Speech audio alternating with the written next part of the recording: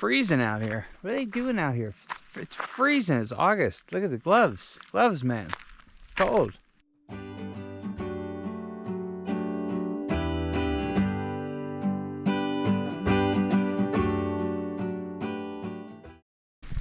Hey. Ho. Check it out. Sunrise over the Pioneer Mountains this morning. About 64 miles outside of Lima. Heading for Lima. I'm gonna try to get there as close to noon as I can. I understand it's 64 miles, but by 3 would be great. By 1, 2, or 3 would be really great.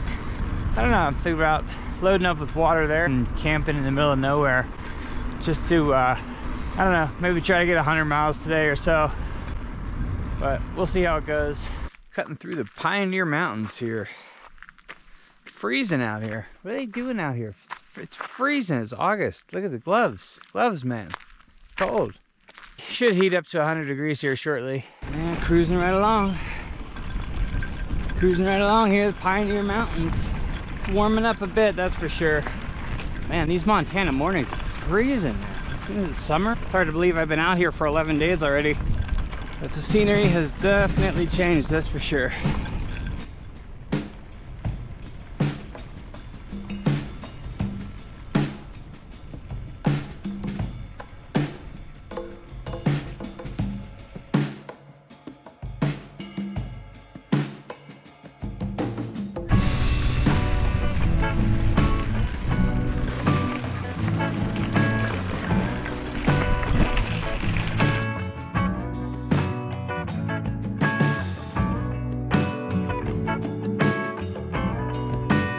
Layers.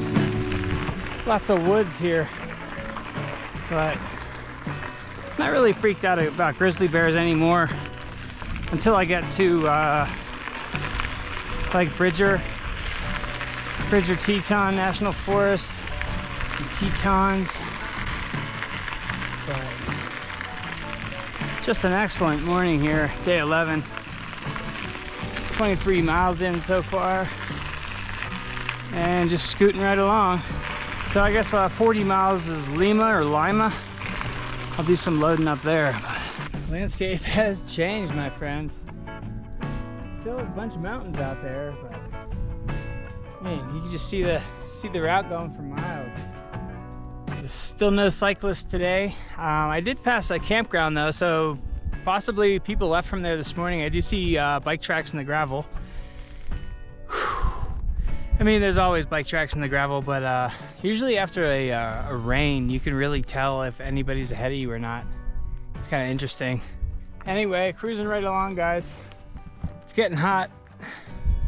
Getting hot. Got about 30 miles in for the day so far, but anyway, back on the road.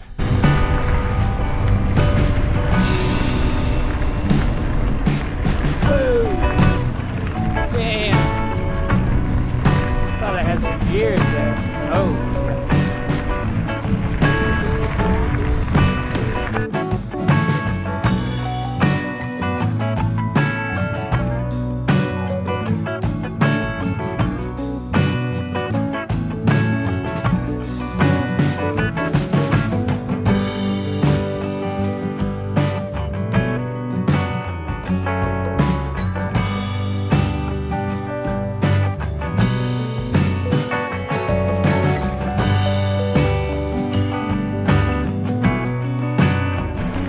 So much fun. I've never seen Montana like this before.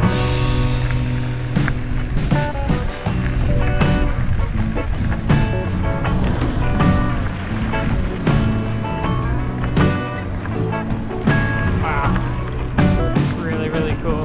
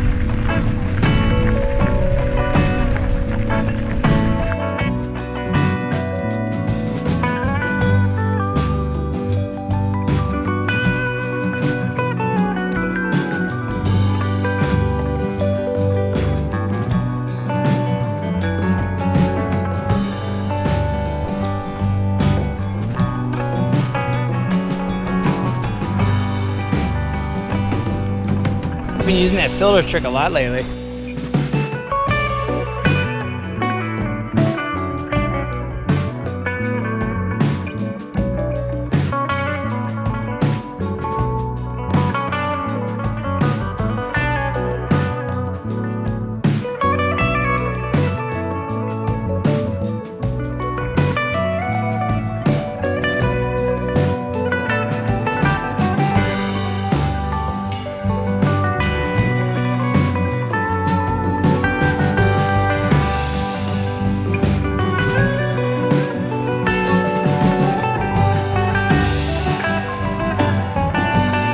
It's a hot one today.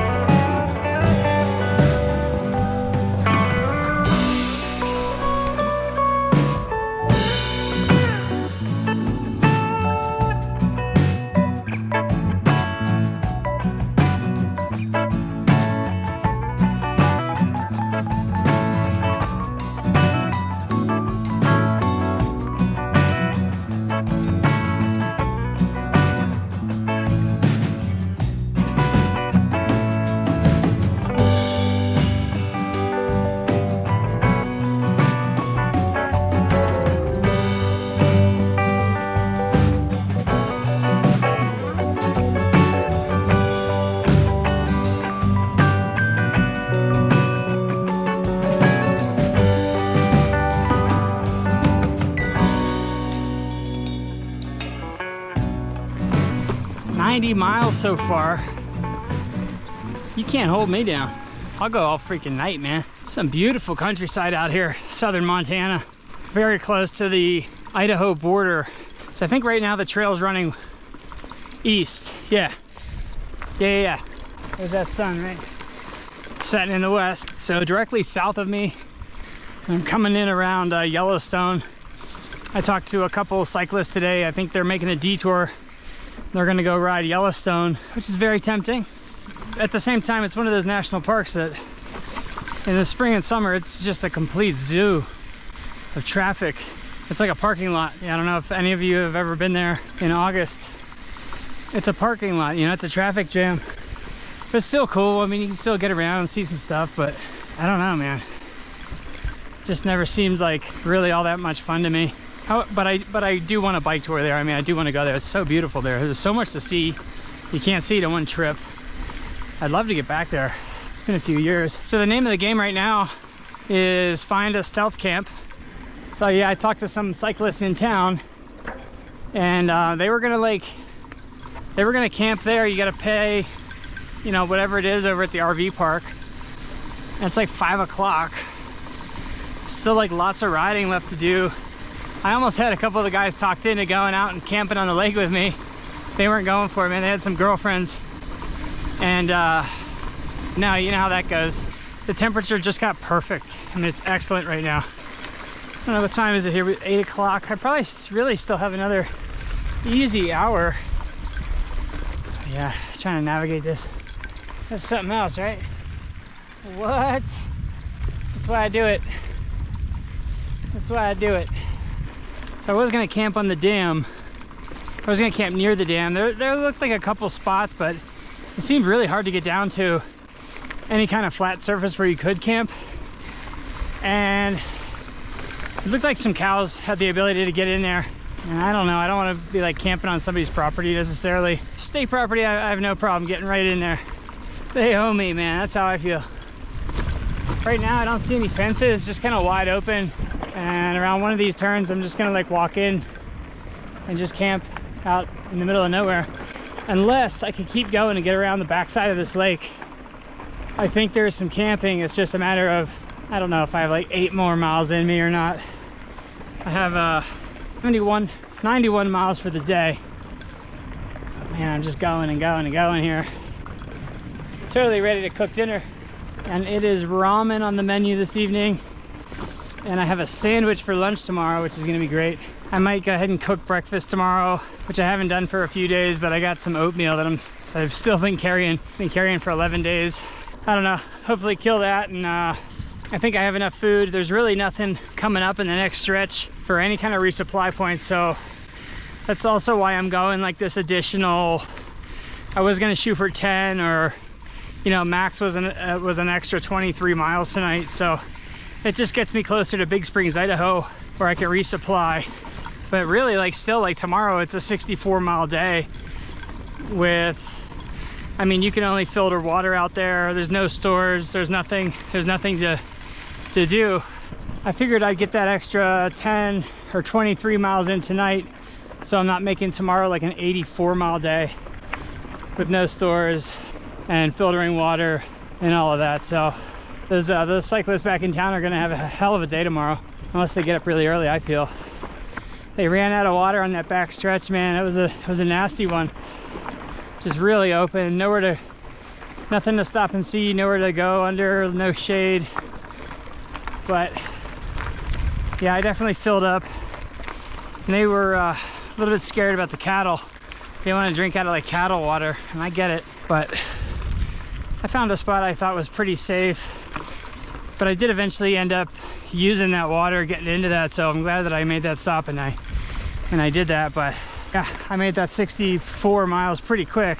I mean, 64 miles by 3. I really like sat at that park for like 2 hours. Resupplied. I ate some ice cream sandwiches, and I always drink like a bunch of beverages, man. Montana was a hell of a state, man. That was a crazy bike tour through Montana, and it's not over yet. I still have technically probably 75 more miles, maybe less than that, maybe 50 miles left in Montana, which I'll definitely be into Idaho tomorrow night. I'll be sleeping in Idaho. That'll be starting my second Idaho bike tour, which I'm super excited about.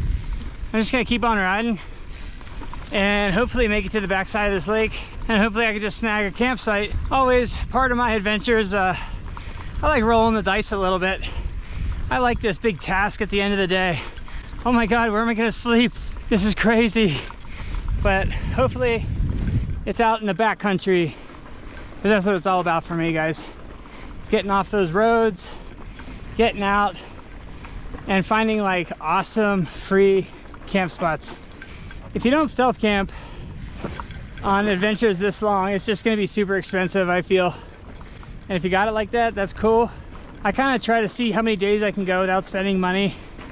Hotels every day are kind of out of the question, and cabins and all that. I mean, there's nothing wrong with it every once in a while, but I can't keep up. I also don't want to keep up.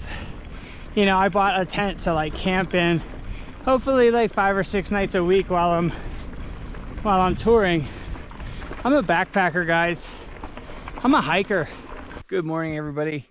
Starting out day 12 here. I ended up finding a little camp spot here off the side of the road last night.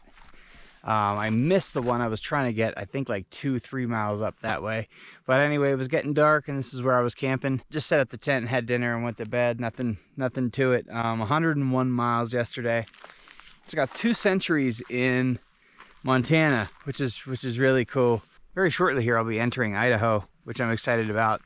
That'll be my the end of my second Montana bike tour and starting my second Idaho bike tour. Yeah, excited about that. But I think the goal today is Big Springs, Idaho, and I'm looking to find a campground, hopefully with some Wi-Fi, so I can get a video up for you guys. I had a great time here in Montana. That first week, you know, the first few days up there, up around Glacier and all of that, it was like, thinking about it now, it's like my head was spinning almost, you know, trying to figure out where I was going, what was going on, checking out the bike, carrying like a lot of weight, trying to film, and then also just like physically being exhausted, just beat down at the end of the days. I'd like to go back and ride that section again, really. That's a bike tour and that's just the way it is. Anyway, I'm gonna get the Big Springs. We'll see what time it is and then I might move. I don't know. We'll see what's going. And that's it, everybody. Let's go for another ride.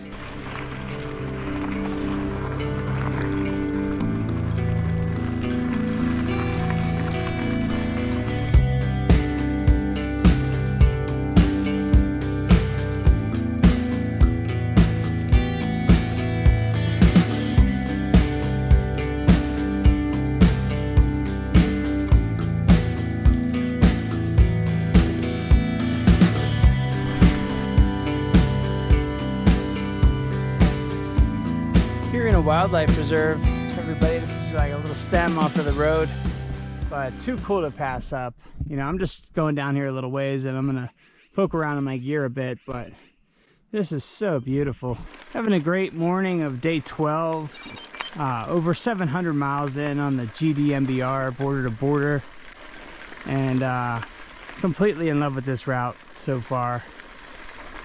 Looking forward to doing it again in the future. Everything has just really been fantastic. Meeting lots of really nice people and other cyclists. Go.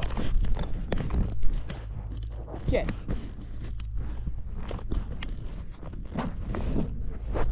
Get out of here.